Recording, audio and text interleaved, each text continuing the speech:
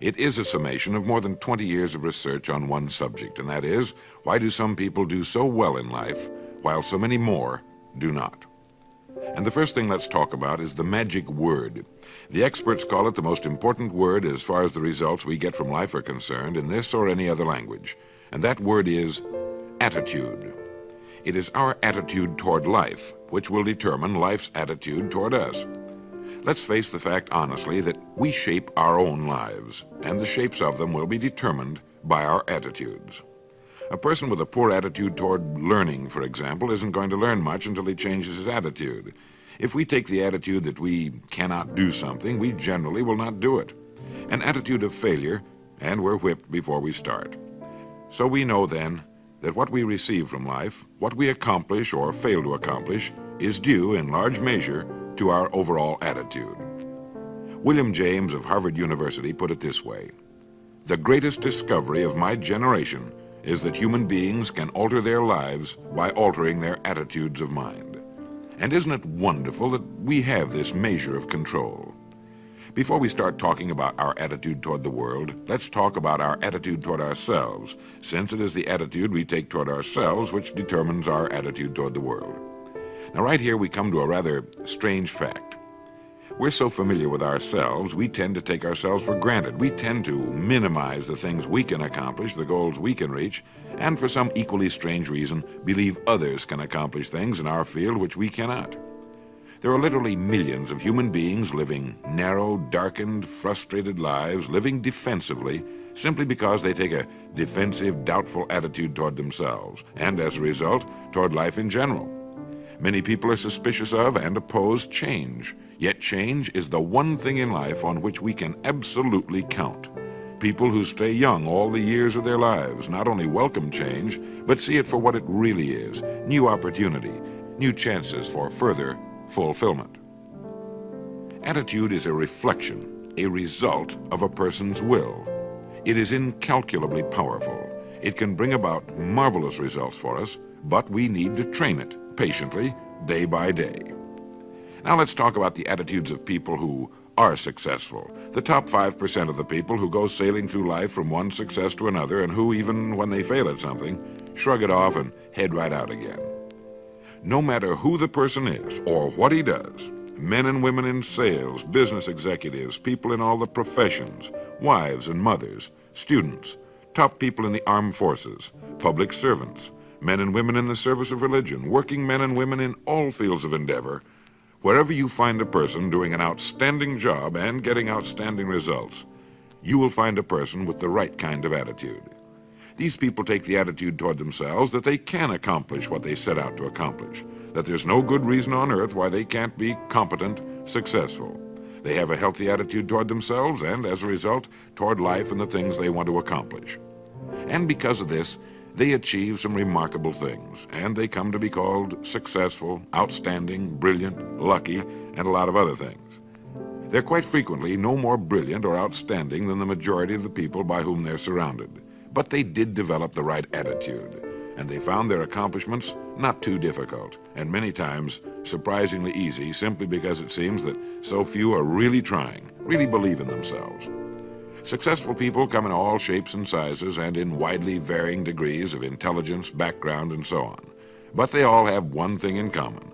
They expect more good out of life than bad. They expect to succeed more than they fail. If you want something worthwhile, take the attitude that there are a lot more reasons why you can have it than there are that you cannot, and set out to earn it. Go after it, work at it, ask for it, and 9 times out of 10, you'll get it. Our environment is really a mirror of our mental attitude.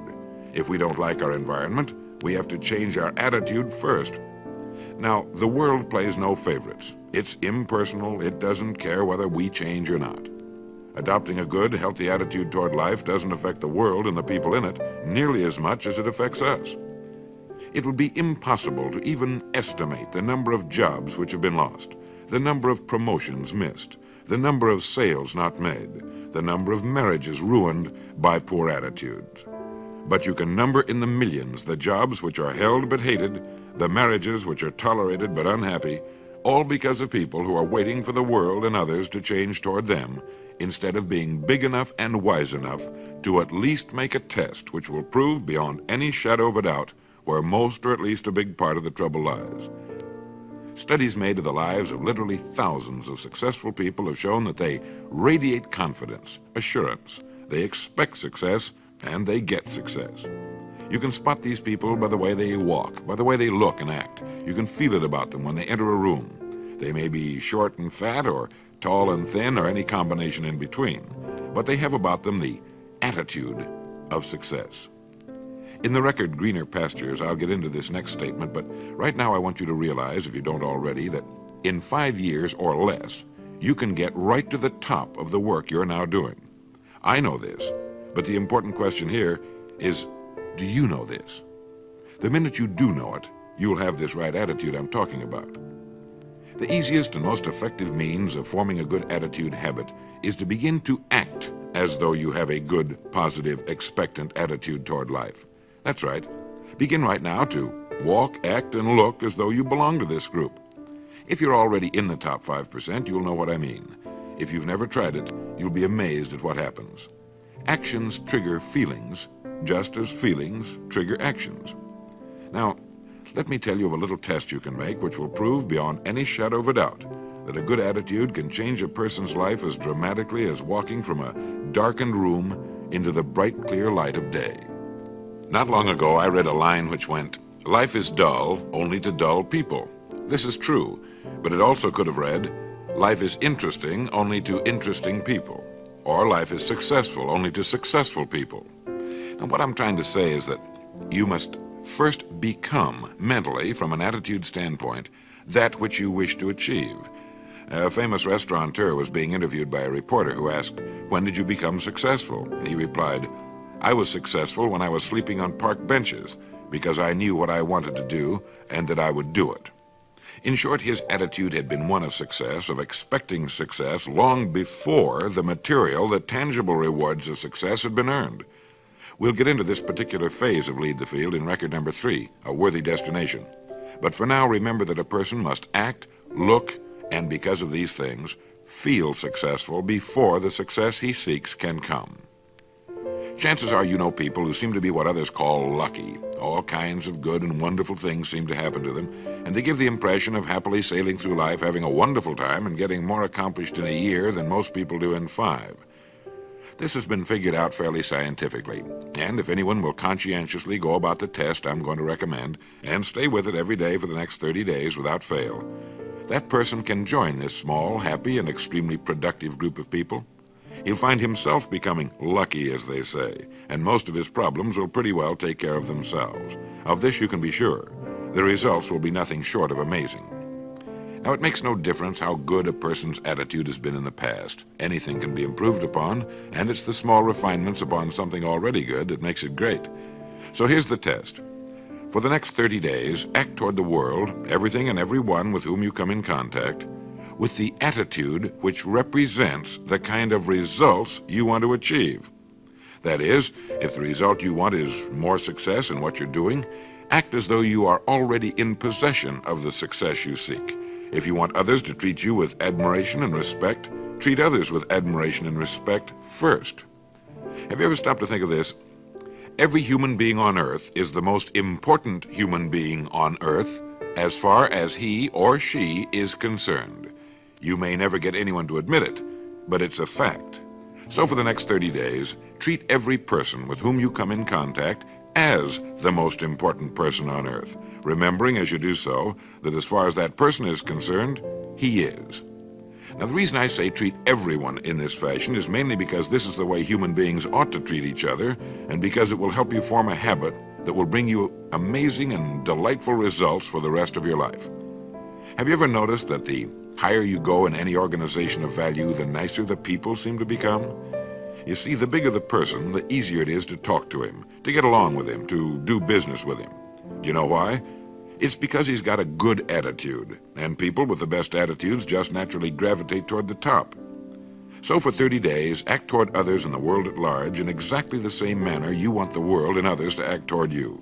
Treat your wife or husband as the person he or she really is, the most important person in your life. And the same with the children.